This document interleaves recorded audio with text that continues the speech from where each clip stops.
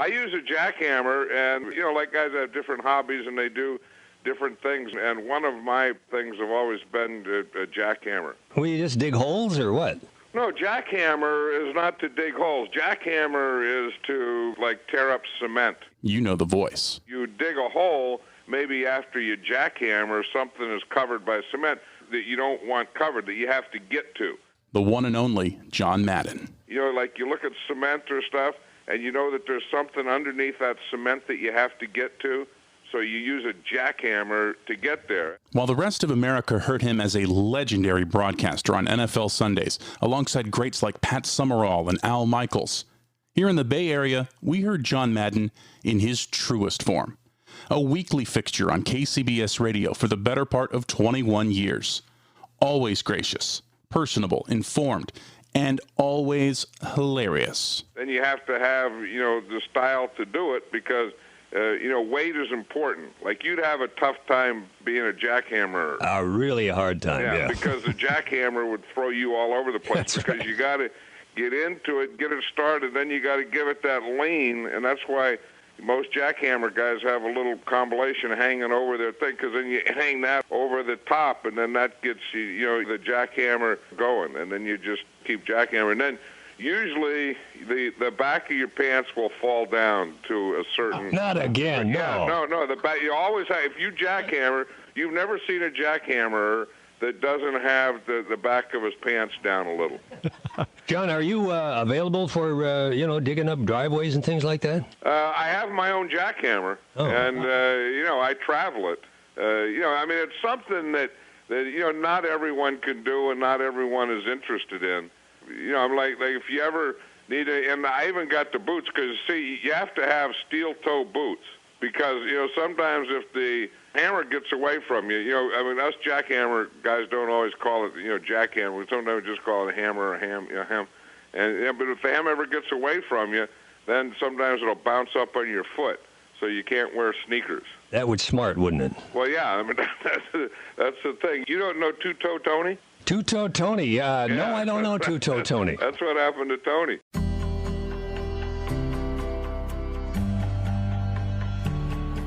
From the Battery Street studios of KCBS Radio in San Francisco, I'm Matt Pittman, and this is Bay Current for Wednesday, December 29th. That's a clip from Coach Madden's January 6th, 2009 appearance on KCBS. At KCBS, we sit on thousands of hours of these, and I was deep in the rabbit hole before I finally just picked this one clip, because I was falling behind. Time was flying as I listened, mesmerized, laughing to tears. Coach Madden passed away yesterday at his home in Pleasanton, here in the Bay Area, at the age of 85, and the news was met with surprise, and certainly tears for many, tears of sadness and joy.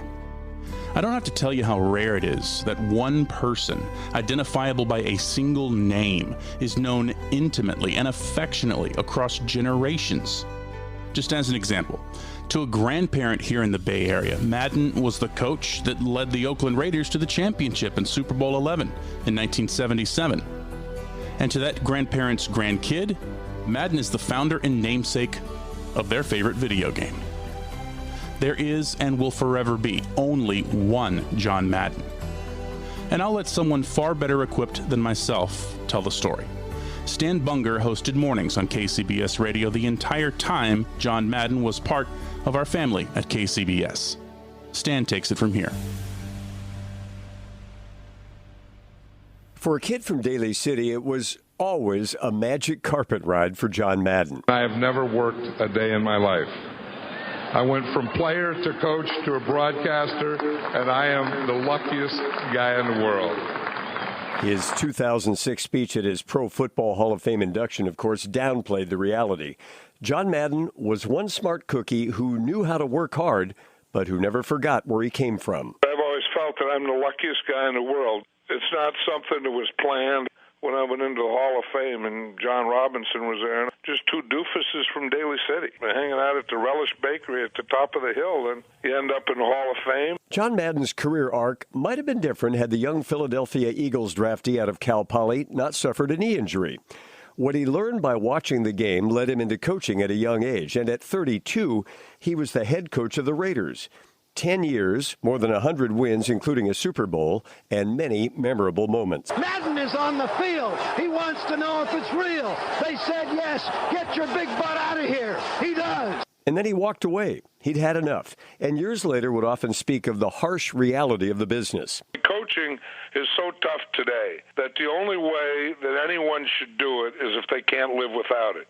And if you can live without it, then you shouldn't do it, because there's no way you can just stick your toe in the water in this deal. A retiree in his early 40s with a wife and 2 sons, and it didn't exactly play out the way he drew it up in his mind. You'd say, yeah, I'm home now. I'm, with my wife and the kids, and they're gone. They got stuff to do. They're here, they're there, and there was me and the dog. But what happened next sort of came from nowhere.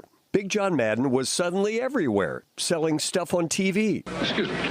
I'm not the same crazy coach who used to storm around the sidelines yelling at the officials.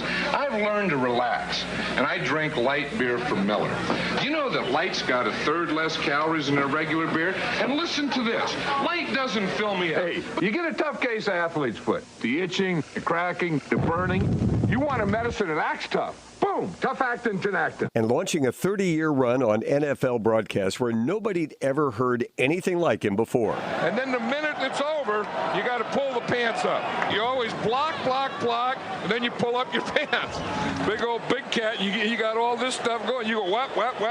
That's more than encroachment. And if that wasn't enough, Madden's idea that maybe computers could be used to teach football led to the Madden NFL video game. The video game, now a cultural phenomenon in its own right. And somewhere in there, radio came calling. At first, just a fill-in gig. They wanted someone temporary to fill in until they hired the sports guy. And then when they hired the sports guy, I figured, boom, I'm done, that's it, no more radio. And they said, oh, no, you're still on. Soon, John Madden was a Bay Area radio fixture, what broadcasters like to call appointment listening. After working with Bay Area radio legends Gene Nilsson, Frank Dill, and Mike Clary, Madden switched to KCBS in the summer of 1997. A big, successful man, unafraid to poke fun at himself. A winning formula. So if I don't have something down in front of me in my shirt by noon, something's wrong. Dead last. Not second to last, not third to last, not fourth to last. Didn't win, didn't come in second, didn't come in third, didn't come in fourth. Dead last. John was a busy man, traveling the country by bus to get to his network TV assignments and calling in from who knows where. I'm doing fine. I'm down in Florida already. I just left Santa Rosa, New Mexico. We just fueled there, so we're just like maybe 10, 15 miles outside of Santa Rosa. We're right there where we're right by the salt flats.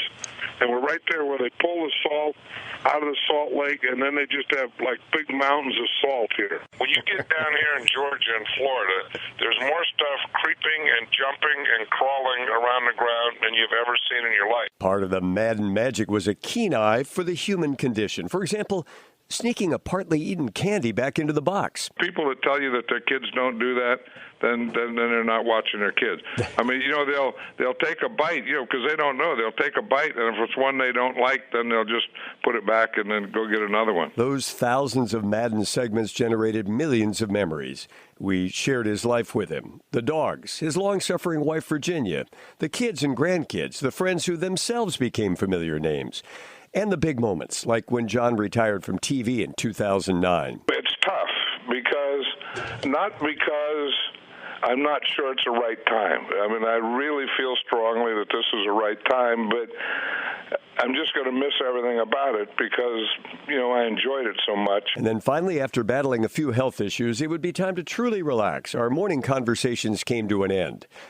Any of us, all of us, who came into John Madden's orbit were the better for it. A big man and an even bigger presence.